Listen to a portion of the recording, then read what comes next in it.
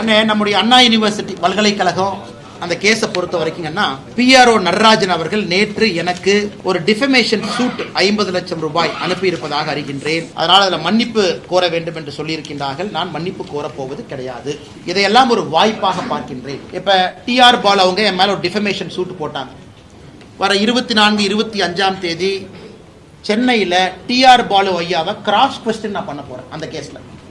அதாவது நம்ம DMK part 1 files நீங்களாம் கேட்டீங்க, என்னாச்சுன்னு கேட்டீங்க. DMK பார்ட் 1 ஃபைல்ஸ் நம்ம ரிலீஸ் பண்ண பிறகு TR பால் அவங்க என் மேல ஒரு மான நஷ்ட வழக்கு தொடுத்தாங்க.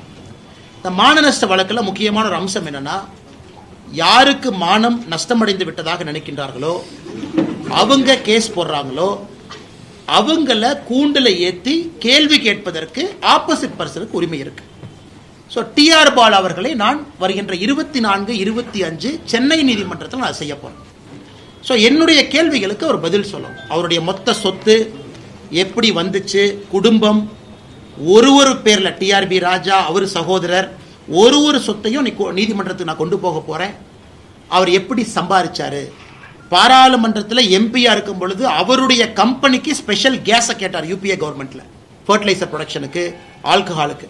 அதனால் அது நீங்க சொன்னீங்க, சில இடத்துல நீதிமன்றத்தின் மூலமாக நடத்தக்கூடிய அந்த வாதங்கள் பத்திரிகை மூலமாக மக்கள் பார்க்கும் பொழுதே அவங்களுக்கு தெரியும் யார் ஊழல்வாதி இல்லை. அதே போல PRO நடராஜன் அவர்கள் கொடுத்திருக்கக்கூடியதை கூட நான் வரவேற்கிறேன். கோர்ட்ல பார்த்துக்கலாம், ஒன்றும் பிரச்சனை இல்லைங்கண்ணா.